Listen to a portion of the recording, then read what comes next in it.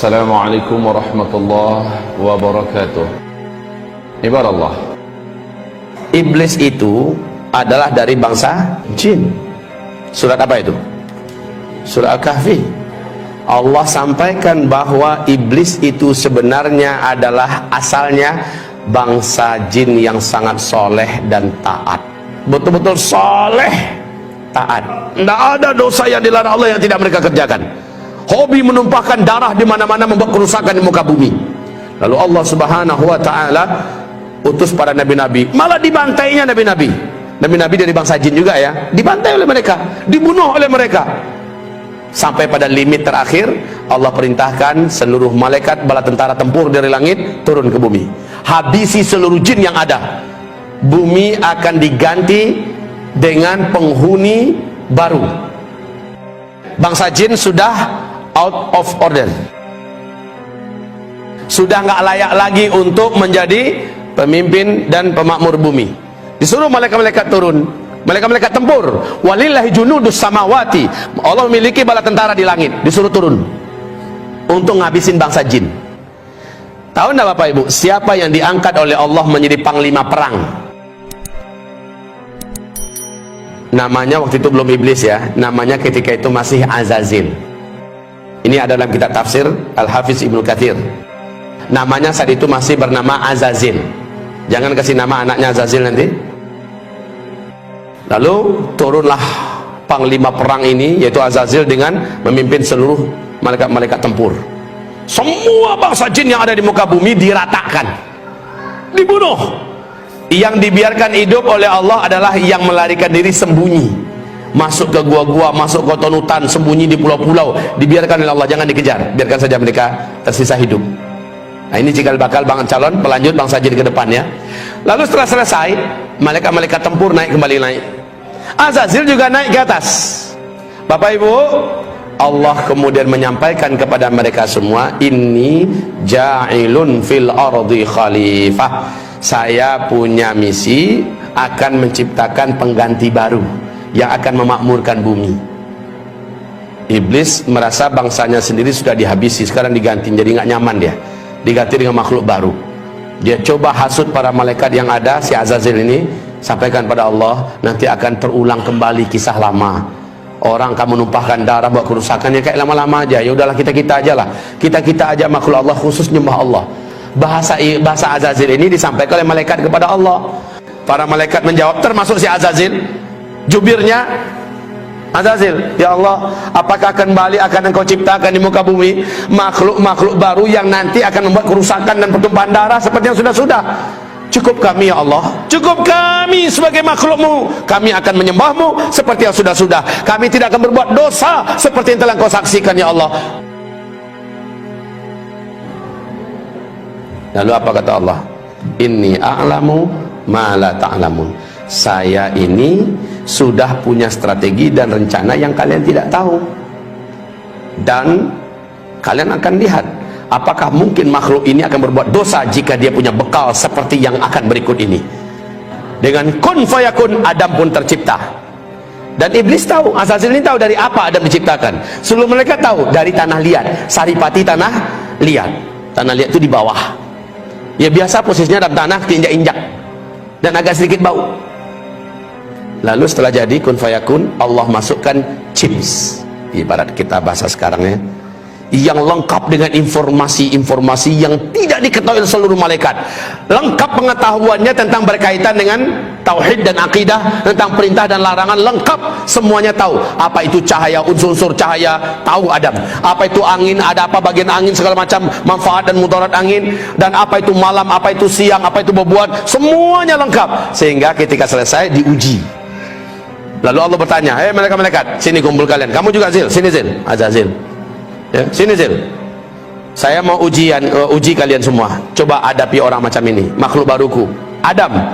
Diuji, kalah semua, tumbang semuanya. Lalu Allah berkata, orang yang macam ini, yang ilmunya tentang aku luas, ilmunya tentang alam semesta aku luas, dia tidak akan pernah mau berbuat maksiat dan dosa. Makanya dikatakan innama yakhsyallaha min ibadihil ulama. Yang paling takut kepada Allah dari seluruh hamba-hambanya adalah orang-orang yang berilmu. Jadi orang yang berilmu tidak akan berani berbuat maksiat karena dia takut kepada Allah. Setelah itu memanglah sujudlah para malaikat, karena Allah perintahkan sujud. Nah, si Azazil yang dari awal memang menyimpan sesuatu di dalam dadanya, yaitu hasad, dengki. Dia tidak rela dan dia tidak mau kalau orang senior yang hidupnya telah teruji selama ini patuh dan tunduk pada Allah, masa dia yang harus sujud pada junior yang baru saja jadi. Lalu dia nggak mau. Allah berfirman, "Ma mana'aka la tasjud li Adam?" Apa yang menghalangi kamu tidak mau sujud? Apa jawaban iblis? Saya senior ya Allah. Ana khairun minhu, saya lebih baik. Kan nggak mungkin lah. Khalaqtani min nar wa khalaqtahu min tin.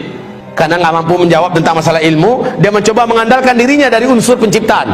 Saya kau ciptakan dari api. Api itu terhormat ya Allah. Allah pula mau diajarinya. Api itu letaknya di atas, terhormat, nggak berani orang permainkannya. Dia sangat berwibawa, anggun. Sementara tanah engkau ciptakan Adam dari tanah liat, hitam, bau, busuk, di bawah lagi keinjak-injak. Masa iya api sujud pada tanah? Sorry ya Allah. Lalu Allah mengatakan, sombong kamu, keluar. Baik, Allah katakan gelar iblis saat itulah, nama kamu sudah diangkat dengan nama baru yang menjijikkan, yaitu iblis. Aba wastakbara wa kana minal kafirin. Jadi kafirlah dia, iblis jadi kafir. Bapak Ibu, iblis kenapa bisa jadi kafir? Kan dia soleh, kan dia taat. Kenapa dia jadi kafir? Awas, hubungkan kajian kita dengan la ilaha illallah loh. Tidak tak? Itu jawabannya. Apakah iblis dibolehkan masuk surga? Lan tadkhulaha abadan. Engkau sekali-kali tidak akan berhak menjadi ahli surga selama-lamanya. Iblis punya kunci enggak? La ilaha illallah. Iblis yakin enggak dengan Allah? Pasti. Iblis mengimani Allah tidak? Pasti, ya kan? Pasti. Tapi iblis punya kunci enggak? La ilaha illallah. Punya enggak? Punya. Cuma sayang patah salah satu giginya. Disuruh sujud kepada Adam, dia tidak mau. Bukankah salah satu gigi daripada gigi-gigi la ilaha illallah adalah wajib mengikuti perintah-perintah Allah dan mentaati larang-larang Allah? Wajib.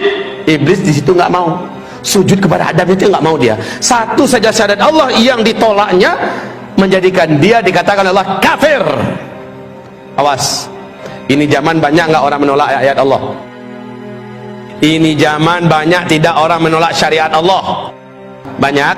Ini zaman banyak tidak ulama-ulama kiai-kiai yang berani-beranian melecehkan, menghina, menyudutkan ayat-ayat Allah. Banyak tidak? Banyak. Nasib orang itu bagaimana menurut Allah? Sama nggak dengan iblis?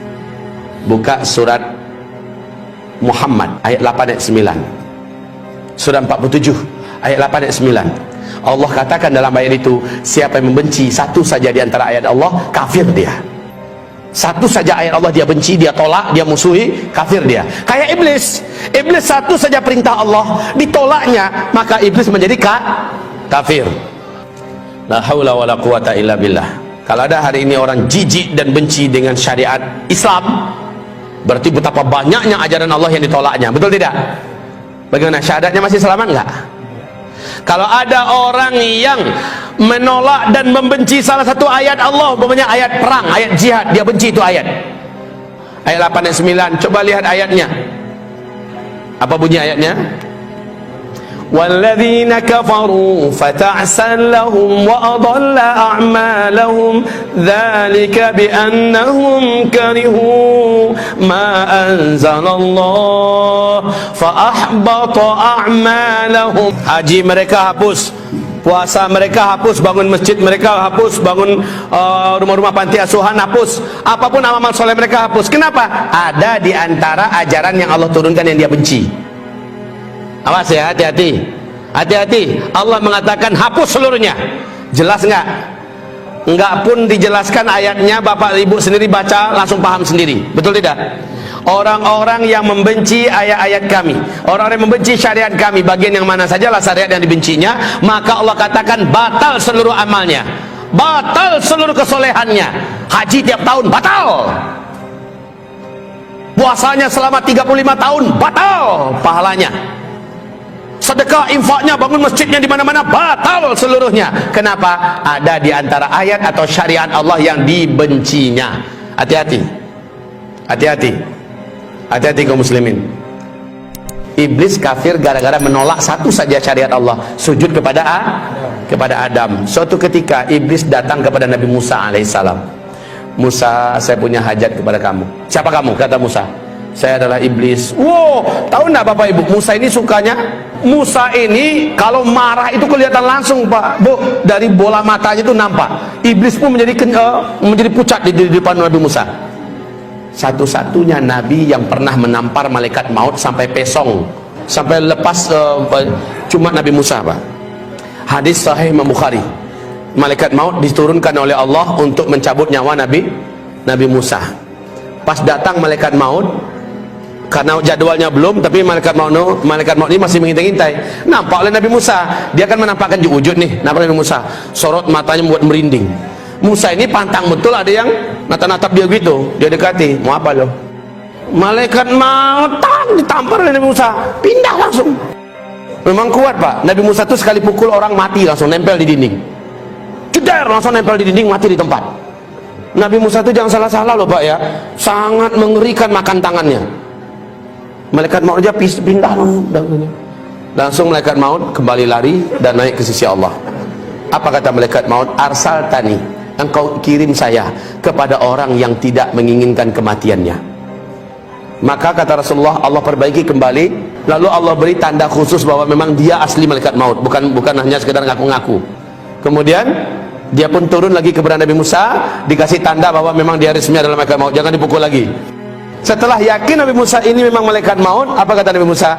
Apa kata malaikat maut? Allah memberikan hak kepada Muhammad Musa, silakan engkau tempelkan telapak tanganmu ke tubuh seekor lembu. Berapa bulu yang terimpit oleh telapak tanganmu, per satu helai bulunya umurmu akan Allah panjangkan 1 tahun lagi.